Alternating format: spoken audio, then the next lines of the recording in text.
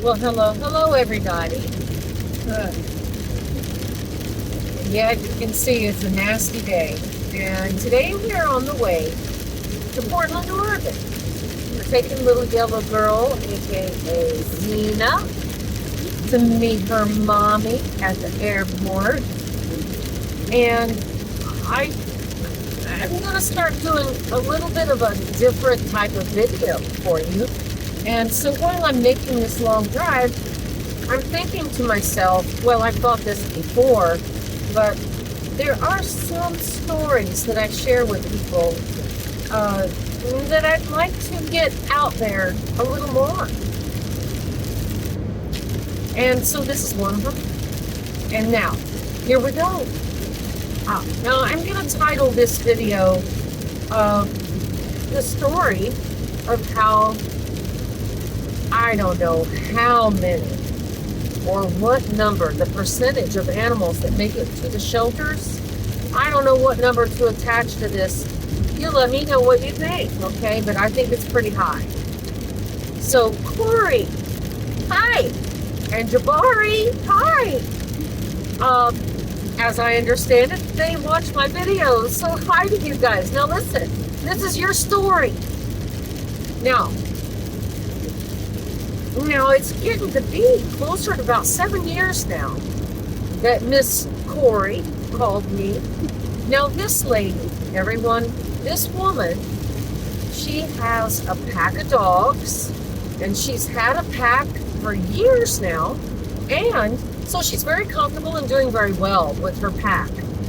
And she calls me, and she says, my pack is aging, and I want to add a younger member. And I thought that this was just really a wonderful story and idea. I was intrigued, and we talked more. So indeed, I did place a puppy with her, and she took this baby home. It was a boy. And so everything went swimmingly well on the transition, as it usually does. And I didn't hear, I do hear and did hear from them regular, and thank you for that, pictures and almost weekly updates. And I love that, everybody. Note to everybody, I love that. And so, but it was several months later that I heard from her, and Corey, here's your story, baby. Here it goes. So I get this phone call, and it's kind of like this. Sorry, Corey, but this is, you were really upset, honey, and I could feel it, I could hear it, and this situation had just happened. Here goes. So Corey and her pack were out on their regular morning walk. This is something they do, probably more than once a day, but this was a morning walk. This particular time, out from one of the homes, while they're walking down the sidewalk in front, in their little neighborhood, a dog comes out with a threatening bark and running towards her and her pack.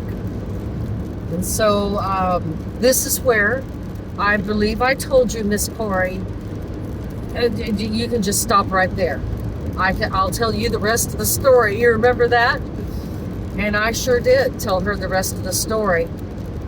I sure didn't let you know how upset she was upon this call, all right? She was really upset, and she was really flustered and crying. So in this situation, I felt the importance of handling it the right way in the moment. And so what I told her was, stop right there. I'm going to tell you the rest of the story. And I did. And here's the way it went. I said, so first of all, I'm going to tell you, your pack was walking in front of you, weren't they? And she says, how did you know? And I said, well, there's really only one way that this could have happened. And it's because you have an adolescent who you've had for a few months now. I bet your bond is growing swimmingly. And this little boy is now coming into his hormones. He's a teenager, feeling protective. kind of becoming aware that the rest of his pack is maybe aging a little bit. And so he's growing up and coming into realization. And so here's what happened. Corey put him in the leadership role, but that means she put him in front of her on the walk. And so what she didn't know is dogs are pack-oriented animals. That's how they survive. And the leadership thing with the pack is really important, because each pack must have a leader. That is tied to survival. No leader, no survival. So this is why canines are geared to step up, but they're all born followers, which is why I do what I do with the tinies, the littles. Okay, so I had told her that she had put the dogs in front of her, thereby putting her adolescent in the leadership role, but she forgot to teach him the rules, boundaries, and limitations. In other words, she forgot to show him how she reacts to those situations before she put him in the leadership role.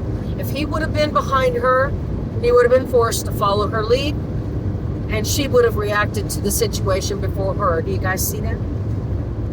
All right, now, here's what I have to say. This is serious. That's a cute little story and all, but this is how our dogs, a huge majority, end up in the shelter. All Jabari was trying to do was protect his pack. It's just that he was a teeny bopper, and he just, he hadn't had enough schooling yet to learn the appropriate way to handle these situations. His elder hadn't showed him yet. All right, everybody. So I think this is real important. I hope you share this. I hope that some of you come across this video when it's really timely. And so the end of this story is a really good one, because Jabari became a canine good citizen. I could just, by the end of me telling this to Corey, she was crying on the other end of the phone. And shortly thereafter, Jabari was a canine good citizen.